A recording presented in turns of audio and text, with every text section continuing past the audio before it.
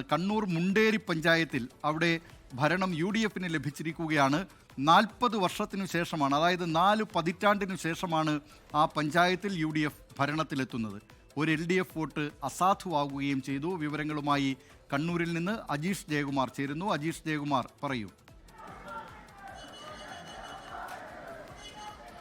ദിലീപ് കുമാർ, ഇരു മുന്നണികളെ സംബന്ധിച്ച് ഏറ്റവും നിർണായകമായിട്ടുള്ള ഒരു പഞ്ചായത്തായിരുന്നു മുണ്ടേരി പഞ്ചായത്ത്. അതിൽ പ്രധാനമായും ഈ കണ്ണൂർ ജില്ലാ സെക്രട്ടറി KK രാഗേഷിൻ്റെയും പഞ്ചായത്ത് കൂടിയായിരുന്നു ഈ മുണ്ടേരി പഞ്ചായത്ത്. അവിടെ ഇരു മുന്നണികൾക്കും 11 ആയിരുന്നു അംഗങ്ങൾ ഉണ്ടായിരുന്നത്. ഒരു നറുക്കെടുപ്പിലൂടെ പഞ്ചായത്ത് പ്രസിഡന്റിനെ നിർണ്ണയിക്കുമെന്നായിരുന്നു കരുതിയിരുന്നത്. പക്ഷേ വോട്ടെടുപ്പിൽ തന്നെ അതിൽ തീരുമാനമായിരിക്കുന്നു. ഒരു LDF അംഗത്തിൻ്റെ വോട്ട് അസാധു ആയതോടെയാണ് UDF സ്ഥാനാർത്ഥി പഞ്ചായത്ത് പ്രസിഡന്റായി തിരഞ്ഞെടുക്കപ്പെട്ടത്. മുസ്ലിം ലീഗിൻ്റെ CK റസീനയാണ് പഞ്ചായത്ത് പ്രസിഡന്റായി തിരഞ്ഞെടുക്കപ്പെട്ടത്. റസീനയ്ക്ക് 11 വോട്ടും LDF സ്ഥാനാർത്ഥിക്ക് 10 വോട്ടുമാണ് ലഭിച്ചത്. എന്തായാലും ഏറ്റവും നിർണായകമായിട്ടുള്ള ഒരു തെരഞ്ഞെടുപ്പിൽ നറുക്കെടുപ്പിലൂടെ വിധി നിർണ്ണയിക്കുമെന്നുള്ള കരുതിയിരുന്നത് തെരഞ്ഞെടുപ്പിലാണ്. വോട്ടെടുപ്പിൽ തന്നെ വിധി തീരുമാനമായത്.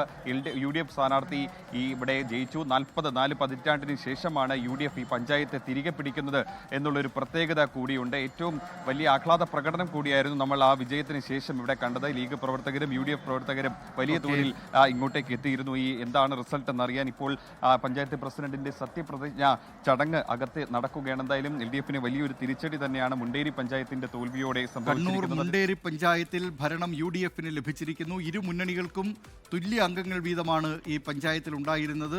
ലോകത്തെവിടെയായാലും ഏത് സമയത്തും 24 വാർത്തകളും ഓഗ്മെന്റഡ് റിയാലിറ്റി പാക്കേജുകളും എക്സ്പ്ലെയിനറുകളും വിശദമായി കാണാൻ ഞങ്ങളുടെ YouTube ചാനൽ നിങ്ങൾക്ക് സബ്സ്ക്രൈബ് ചെയ്യാം.